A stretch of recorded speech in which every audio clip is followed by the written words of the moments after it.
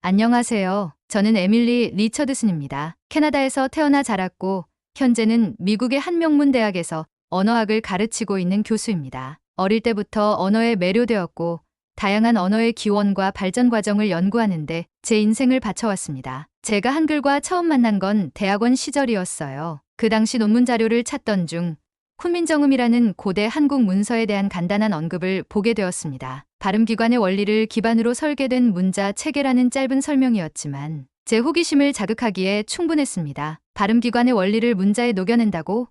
그런 언어 체계는 들어본 적이 없었으니까요. 본격적으로 한글을 연구하기 시작한 건 몇 년 뒤였습니다. 학문적 호기심이 깊어지면서 훈민정음 해례본을 구해서 읽게 되었는데 그 순간 저는 경외감에 사로잡혔습니다. 단순히 소리를 표현하기 위한 문자가 아니라 사람의 발음, 기관을 과학적으로 분석해 만들어진 체계라는 점은 정말 놀라웠습니다. 그것도 15세기에 이런 혁신적인 문자를 창제했다니 당시로서는 상상조차 어려운 일이었죠. 그러던 중 저는 세종대왕의 이야기를 접하게 되었습니다. 그는 문자 체계를 알지 못했던 백성들에게 글자를 가르치기 위해 한글을 창제했다는 사실이 저를 감동시켰습니다. 단순히 왕의 권위를 과시하려는 것이 아니라 백성을 위하는 마음에서 나온 문자라는 점이 특별했죠. 저는 한글이 단순히 문자가 아니라 인간의 존엄성과 평등을 상징하는 도구라는 사실을 깨닫게 되었습니다. 그러나 본격적으로 한글을 가르치고 연구하게 된 계기는 미국에서의 수업 중에 일어난 일이었습니다. 저는 세계 언어의 발전과 다양성이라는 주제로 강의를 진행하던 중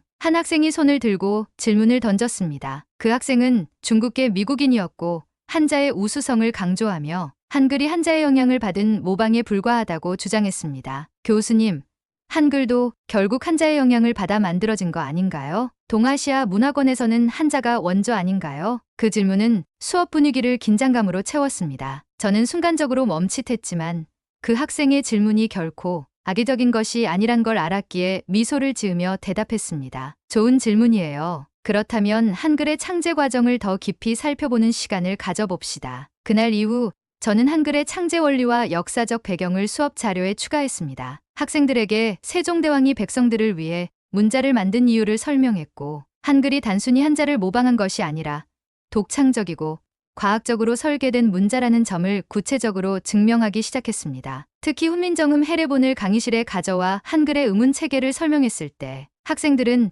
놀라움을 감추지 못했습니다. 발음기관의 모양과 움직임을 기반으로 문자를 설계했다니 정말 혁신적이에요. 이런 문자가 있었던 걸 왜 이제 알게 된 거죠? 라고 학생들은 감탄했습니다. 저는 점점 확신을 갖게 되었습니다. 한글은 단순한 문자 이상의 가치를 지니고 있으며 이를 세계에 알리는 것이야말로 제 연구의 새로운 방향이 될 수 있다는 점을요. 에밀리는 한글에 대한 깊은 애정과 확신을 바탕으로 학술적 논의를 더욱 확장하기로 결심했다. 그녀는 강의에서뿐만 아니라 국제학술회의에서도 한글의 독창성과 과학적 가치를 알리는 작업에 몰두했다. 그러던 중 그녀는 베를린에서 열리는 국제언어학 컨퍼런스에 초청을 받았다. 이 회의는 세계 각국의 언어학자들이 모여 다양한 주제를 논의하는 자리였고 에밀리는 한글의 과학성과 독창성을 주제로 발표를 준비했다. 발표의 중심은 세종대왕이 훈민정음을 창제하면서 발음, 기관의 움직임과 소리의 관계를 어떻게 체계적으로 분석했는지에 대한 내용이었다. 그녀는 훈민정음 해례본에 기록된 설계 원리를 언급하며 한글이 단순히 소리를 표기하는 문자가 아니라 인간 발음, 기관의 움직임을 시각적으로 표현한 혁신적인 체계임을 설명했다. 특히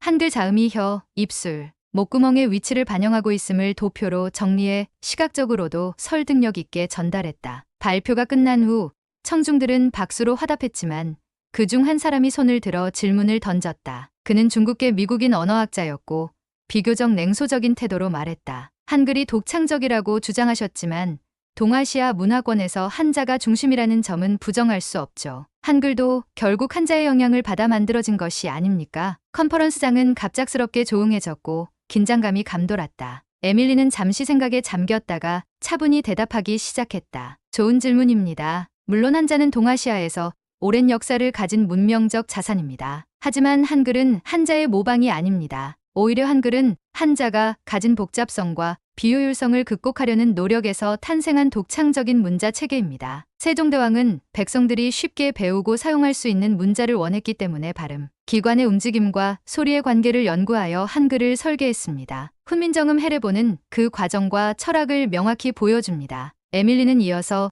헤레본에 기록된 세종대왕의 서문을 직접 인용하며 한글 창제의 목적과 원리를 설명했다. 나라의 말이 중국과 달라 문자가 서로 통하지 아니하여 백성들이 자기 뜻을 펴지 못하는 사람이 많다. 내가 이를 딱히 여겨 새로운 글자를 만들었으니 그녀는 이 문장이 단순히 한글의 창제의 이유를 넘어 언어가 사람들의 삶과 연결되는 방식을 보여주는 강력한 선언이라고 강조했다. 청중들 사이에서 작은 웅성거림이 들려왔다. 에밀리는 발표 자료를 활용해 한글의 자음과 모음, 체계가 한자와는 전혀 다른 설계, 원리를 가지고 있다는 점을 입증했다. 한자는 형태와 의미의 조합으로 이루어졌지만 한글은 소리와 발음의 구조를 기반으로 합니다. 예를 들어 고운 혀의 뒷부분이 입천장을 막는 소리를 나타내며 무은 입술이 닫히는 모양을 본뜬 것입니다. 이러한 과학적 설계는 다른 문자 체계에서는 찾아보기 어렵습니다. 그녀의 논리적이고 명확한 설명에 청중들은 다시금 감탄하며 박수를 보냈다. 하지만 질문을 던진 중국계 학자는 여전히 의문스러운 표정을 지으며 말했다. 그렇다면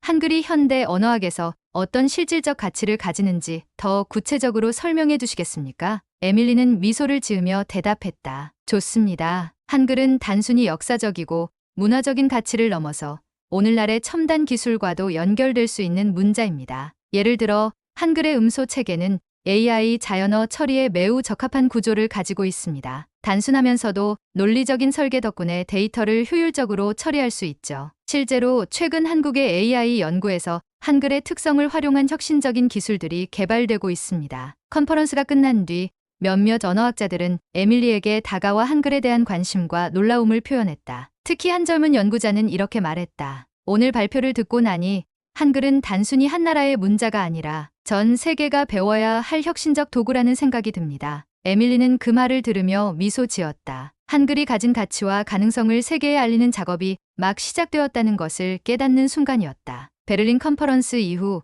에밀리는 한글의 독창성과 과학성을 전 세계에 알릴 필요성을 더욱 절실히 느꼈다. 한글이 단순히 한국의 문자로 머무르지 않고 세계의 언어학과 기술 발전에 기여할 수 있는 도구라는 확신이 그녀를 움직이게 했다. 에밀리는 서울대학교에서 초청 강의를 제안받아 한국을 방문하게 되었다. 강의 주제는 한글의 의문 체계와 AI 자연어 처리의 융합 가능성이었다. 한국에 도착한 그녀는 첨단 기술과 전통 문화가 공존하는 서울의 풍경에 감탄하며 한글이 어떤 문화적 토대 위에서 발전해왔는지를 더 깊이 이해하게 되었다. 강의 중 그녀는 학생들과 연구자들에게 한글이 AI 기술에 적합한 구조를 가지고 있음을 강조했다. 여러분, 한글의 음소 체계는 단순하면서도 강력합니다. 데이터 처리에서 자모를 조합하는 방식은 효율적이고 복잡한 표현까지 가능합니다. 이는 전 세계 언어 중에서도 매우 독특한 특성입니다. 그녀의 강의는 열띤 호응을 얻었고 몇몇 학생들은 한글 기반 AI 연구 프로젝트에 자발적으로 참여하겠다고 나섰다. 그러나 한글의 가능성을 세계에 알리려는 에밀리의 노력은 예상치 못한 논란을 불러일으켰다. 중국 언론과 학계에서는 한글에 대한 그녀의 주장을 비판하며 한글은 한자의 파생 문자에 불과하다라는 주장을 다시 꺼내들었다. 중국의 한 언어학자는 공개적으로 에밀리를 비난하며 이렇게 말했다. 한글은 과대평가된 문자입니다. 동아시아의 언어는 모두 한자에서 기원했으며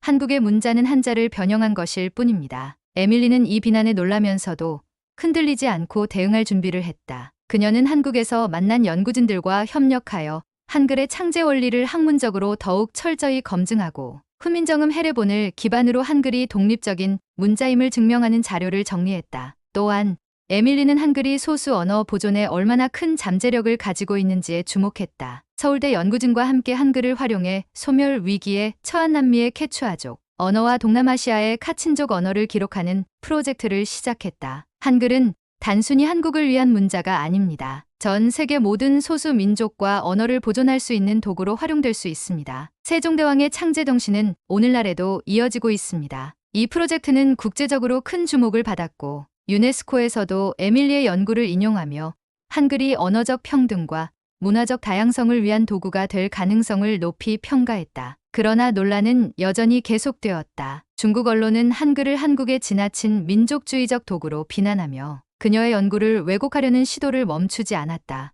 이러한 반발 속에서도 에밀리는 흔들리지 않았다. 진실은 시간이 걸리더라도 결국 모두가 알게 될 것입니다. 한글은 단순히 한 국가의 문자가 아니라 언어학적 혁신의 상징입니다. 그녀는 자신의 연구를 통해 한글이 가진 가치를 입증하고 이를 전 세계에 알리는 데 집중했다. 그녀의 노력은 단순히 논란을 넘어 국제적인 협력의 가능성을 열어가는 계기가 되었다. 한국과 함께 진행한 소수 언어 보존 프로젝트는 성공적으로 마무리되었고 여러 국가들이 이를 벤치마킹하며 한글을 활용한 언어 기록과 보존 프로젝트를 제안하기 시작했다. 에밀리는 한글 연구를 통해 얻은 성과와 도전에 대해 회고하며 한글이 단순한 문자를 넘어 인류의 공통 자산이 될 수 있다는 확신을 가지게 되었다. 소수 언어 보존 프로젝트의 성공으로 그녀는 한국과 협력하여 유네스코에서 열린 국제 언어 보존 회의에서 발표를 진행하게 되었다. 회의장에 모인 세계 각국의 언어학자와 문화 전문가들 앞에서 에밀리는 자신이 한글을 연구하며 깨달은 점을 열정적으로 전했다. 한글은 단순히 한국의 문자가 아닙니다. 세종대왕께서 백성을 위해 창제하신 이 문자는 오늘날에도 세계의 언어적 평등과 문화적 다양성을 지키는 강력한 도구로 작용하고 있습니다. 그녀는 한글이 소리와 발음의 구조를 기반으로 설계되었기 때문에 모든 언어를 기록하고 보존하는 데 탁월한 잠재력을 가지고 있다고 강조했다. 한글은 단순하고 효율적이며 복잡한 음운 체계를 가진 언어조차도 쉽게 표현할 수 있습니다. 이는 언어가 사라지는 위기에 처한 소수 민족들에게 새로운 희망이 될 것입니다. 발표를 마친 후 회의장에는 뜨거운 박수가 쏟아졌다. 특히 남미 케추아족 대표는 눈물을 흘리며 에밀리에게 다가와 말했다. 당신의 연구 덕분에 우리 언어가 살아남을 수 있게 되었습니다. 이제 우리 아이들에게도 우리 문화를 전달할 수 있는 희망이 생겼습니다. 한글의 가치는 점점 더 많은 사람들에게 인정받기 시작했다. 중국의 비판에도 불구하고 유네스코는 한글을 세계 언어 보존과 기록을 위한 혁신적 도구로 지정하며 이를 활용한 국제 프로젝트를 공식 지원하기로 했다. 에밀리는 이 소식을 들으며 한글이 가진 잠재력이 단지 가능성이 아니라 현실로 구현되고 있음을 실감했다. 한국에서 열린 한글날 기념식에 초청받은 에밀리는 훈민정음, 해례본이 전시된 국립박물관을 방문하며 깊은 감명을 받았다. 세종대왕의 어진을 바라보며 그녀는 마음속으로 이렇게 다짐했다. 세종대왕님께서 창제하신 이 문자는 단순히 한국의 글자가 아닙니다. 그것은 모든 사람들에게 평등한 소통의 기회를 주는 도구이며 인류 전체의 유산입니다. 저는 이 메시지를 전 세계에 알리기 위해 끝까지 노력하겠습니다. 이후 에밀리는 한국 정부와 협력하여 아프리카와 아시아의 소멸, 위기에 처한 언어를 보존하기 위한 새로운 프로젝트를 시작했다. 그녀는 세계 여러 나라를 다니며 강연을 통해 한글의 가능성을 알렸고 수많은 학자들과 언어학적 협력을 이끌어냈다. 한글은 단순한 문자가 아닙니다. 그것은 평등, 소통, 그리고 인간의 존엄성을 상징하는 도구입니다. 저는 이 문자가 세상을 더 좋은 방향으로 변화시키는 데 기여할 수 있다고 믿습니다. 에밀리는 한글 연구를 통해 한국과 세계를 연결하는 다리가 되었고 그녀의 열정과 노력은 언어학을 넘어 인류의 문화와 역사에 깊은 흔적을 남겼다. 한글은 이제 세계인의 문자가 되었고 세종대왕의 창제 정신은 전 세계로 확장되었다. 한국의 한글은 이제 단순히 역사적 유산이 아니라 세계 모든 언어를 담아내는 새로운 그릇으로 자리 잡았다. 한글은 인류의 연결고리이며 소통과 평등을 실현하는 상징으로 남게 될 것이다.